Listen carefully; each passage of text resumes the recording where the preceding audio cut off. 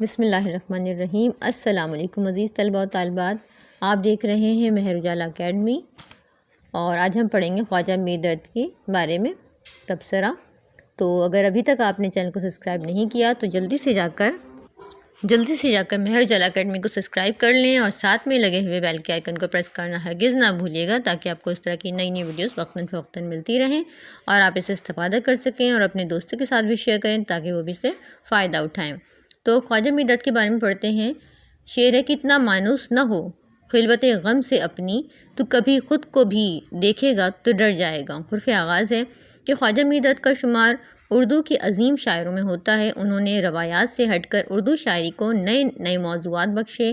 درد ایک مکمل دور ہے اور اردو شاعری کا وہ روشن ستارہ ہیں جو تا قیامت اپنی پوری آب و تاب کے ساتھ روشن رہے گا۔ خواجہ میر درد کی شاعری کی خصوصیات۔ تو تعارف ہے کہ سید خواجہ میر درد نام تھا، درد تخلص تھا۔ درد اردو ادب میں صوفی شاعر کے نام سے جانے جاتے ہیں۔ ان کا سلسلہ نسب خواجہ بہاؤالدین نقشبندی سے ملتا ہے۔ درد کی تعلیم و تربیت صوفیانہ ماحول میں ہوئی تھی۔ درد کی طبیعت میں سادگی اور قناعت پسندی بہت تھی۔ یہی وجہ ہے کہ دلی کی تباہی کے زمانے میں جبکہ اکثر شعراء دوسری ریاستوں کا رخ کر رہے تھے، درد نے دلی سے باہر جانا گوارا نہ کیا اور اسی شہر میں زندگی گزار دی۔ وہ خوددار طبیعت کے مالک تھے۔ انہوں نے کسی امیر یا بادشاہ کی مداح نہیں کی۔ سن 1720 کہیں پر 21 اور کہیں پہ 19 سے ان کی پیدائش میں دلی میں پیدا ہوئے۔ والد صاحب دیوان صوفی شاعر اور گوشہ نشین بزرگ تھے۔ خواجہ صاحب نے ابتدا میں فوج کی ملازمت کی، لیکن والد کے حکم پر ملازمت چھوڑ کر 28 برس کی عمر میں گوشہ نشین ہو گئے۔ انہوں نے عربی، فارسی اور اردو زبانیں سیکھی تھیں۔ والد کے انتقال کے بعد دنیا ترقی اور سجادہ نشین ہوئے۔ درد نے سنہ 1785 میں وفات پائی اور وہیں جہاں تمام عمر بسر کی تھی مدفون قرار پائے۔ قناعت پسندی۔ اب یہاں قناعت پسندی سے مراد ہے قناعت پسندی۔ خواجہ میر درد کی شاعری میں مصائب زندگی کے خلاف شکوہ شکایت کا وہ رنگ موجود نہیں جو میر کے کلام میں ملتا ہے۔ تو میر تقی میر کی شاعری میں آپ دیکھیں گے کہ محبوب کے غم کے بارے میں، رونے دھونے کا، شکوہ شکایت، محبوب کا غم، یہ ساری باتیں نظر آتی ہیں، جبکہ میر درد کی شاعری میں ایسی چیزیں نہیں ملتی، کیونکہ وہ ایک صوفیزم شاعر ہیں۔ ذاتی تقدس، خودداری، ریاضت و عبادت کی وجہ سے امیر و غریب، بادشاہ، فقیر سب ان کی عزت کرتے تھے۔ ان کے زمانے میں دہلی ہنگاموں کا مرکز تھا۔ نادر شاہ، احمد شاہ ابدالی اور مراٹھا دہلی میں لشکر کشی کر رہے تھے، چنانچہ وہاں کے باشندے معاشی بدحالی، بے قدری اور زبوں حالی سے مجبور ہو کر دہلی سے نکل رہے تھے، لیکن میر درد نے جب ان حالات کا بھی مقابلہ کیا قناعت پسندی توکل کے ساتھ، اور وہ دہلی چھوڑ کر نہیں گئے، لیکن درد کے پائے استقلال میں لغزش نہ آئی اور دہلی میں ہی تاحیات مقیم رہے۔ شعر کہہ سکتے ہیں ہم یہاں پہ، آیا نہ اعتدال میں ہرگز مزاج دہر میں، گرچہ گرم و سرد زمانہ سمو گیا۔ یعنی میں ہر طرح کے حالات برداشت کرتا رہا لیکن مسائل کا شکوہ نہیں کیا۔ قناعت پسندی سے انہوں نے زندگی گزاری۔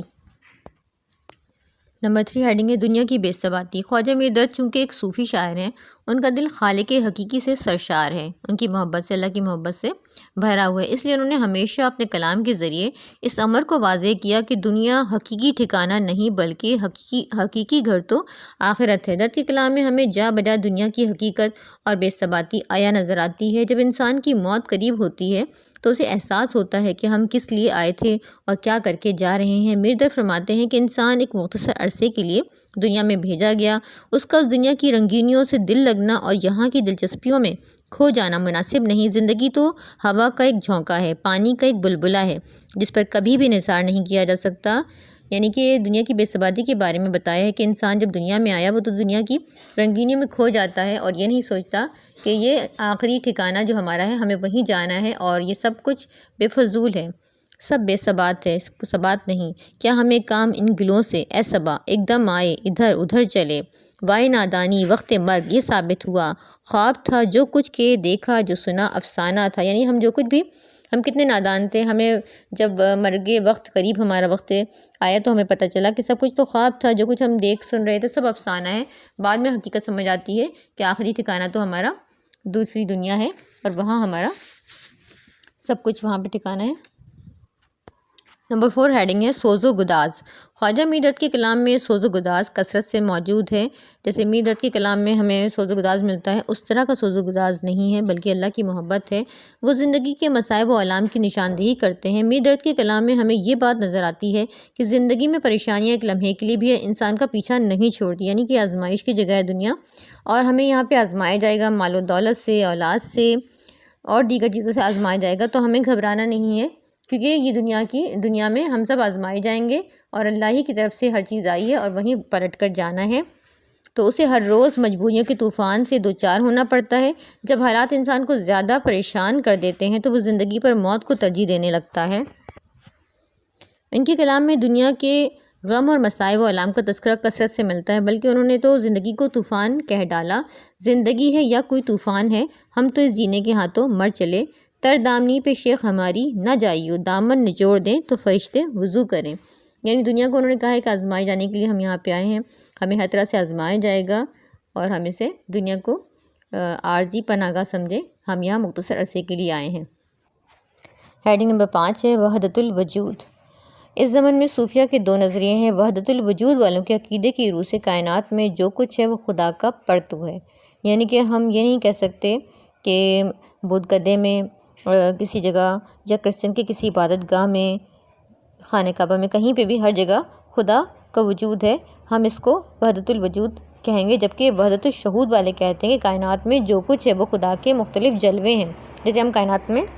جیسے کائنات میں ہم دن کے آنے جانے کو دیکھتے ہیں کہ رات کے بعد دن آ رہا ہے، اور ہر سیارہ جو ہے اپنے مدار میں گردش کر رہا ہے، تتلی کے خوبصورت پروں کو دیکھ کر ہم سبحان اللہ کہہ اٹھتے ہیں، تو یہ سارا کچھ کیا ہے؟ وحدت الشہود ہے، جس میں خدا کا جلوہ دیکھ کے ہم بے اختیار سبحان اللہ کہہ دیں، اس کو وحدت الشہود کہتے ہیں، اور یہ ایک صحیح نظریہ ہے جس میں مختلف جلوے ہیں۔ خواجہ میر درد دونوں نظریات کو درست مانتے ہیں، تو ہم اس سے اختلاف کر سکتے ہیں، یہ دونوں درست نہیں ہیں۔ جس طرح سمندر میں بڑے بڑے جہاز چل رہے ہوتے ہیں، ہم سمندر میں بڑی بڑی مچھلیاں دیکھ رہے ہوتے ہیں، تو خالق کو ہمیں احساس ہوتا ہے کہ اس کو بنانے والا کوئی نہ کوئی ضرور ہے۔ مخلوق کو دیکھ کر ہمیں خالق کا احساس ہو، ہم خوبصورت پھولوں کو، اونچے پہاڑوں کو دیکھ کر ہمیں احساس ہوتا ہے اس کو کوئی نہ کوئی بنانے والا ہے، تو ہم بڑھتے حیرت میں پڑ جاتے ہیں ان سارے مناظر کو دیکھ کر کہ کوئی نہ کوئی زبردست قدرت والا ہے جس کو بنانے والا ہے۔ ہم کائنات کی چیزوں کو دیکھ کر اس رب کی ذات پر ایمان لاتے ہیں، اور قرآن پاک میں بھی بیان ہے کہ دن اور رات کے آنے جانے میں نشانیاں ہیں۔ وحدت الوجود کا مطلب ہے کہ ہم ہر چیز کی عبادت کریں، تو یہ نظریہ غلط ہے۔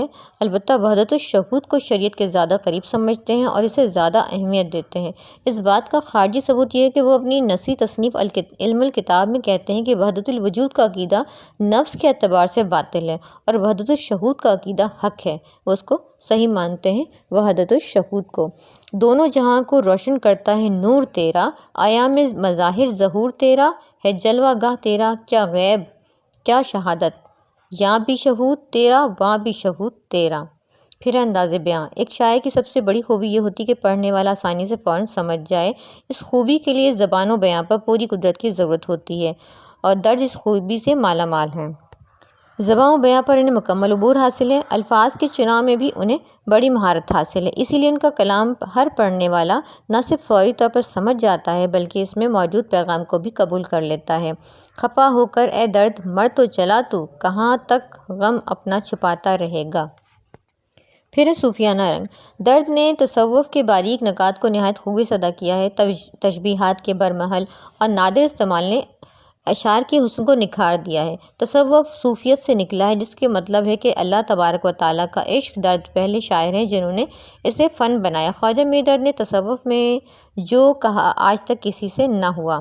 کئی لوگوں نے اس میں کوشش کری، لیکن وہ ایک صوفیانہ گھرانے سے تعلق رکھتے تھے، خود ان کے والد جو تھے اندلیب وہ ایک صوفی شاعر تھے۔ درد کی عظمت اس میں ہے کہ ان کی شاعری ایک صوفی کی شاعری معلوم ہوتی ہے۔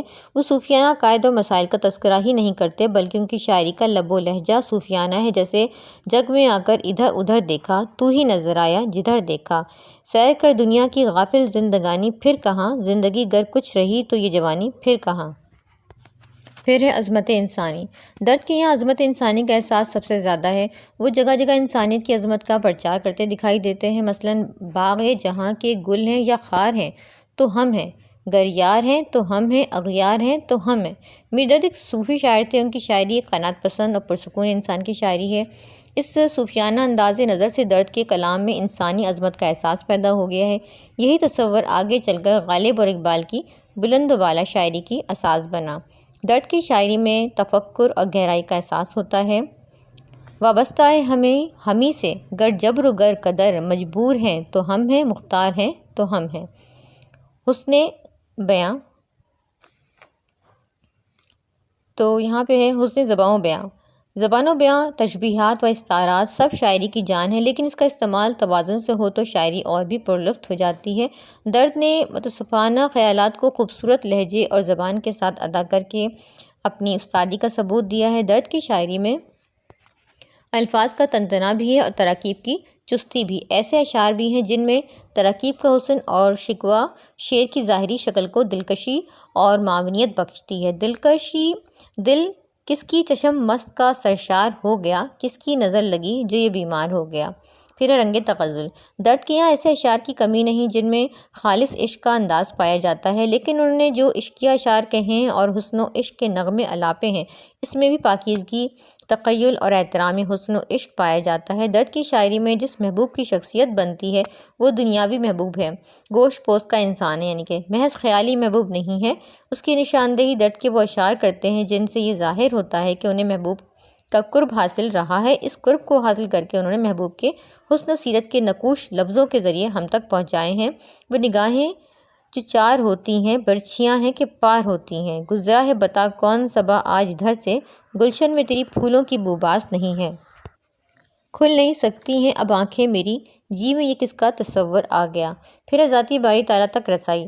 صوفی اپنے دل میں عشق کی آگ روشن کر لیتا ہے اور اسی عشق میں پناہ ڈھونڈتا ہے اور دل ہی دل میں اللہ تعالیٰ تک رسائی حاصل کر لیتا ہے، لیکن یہ اس وقت ممکن ہے جب دل آئینے کی طرح پاک اور صاف ہو۔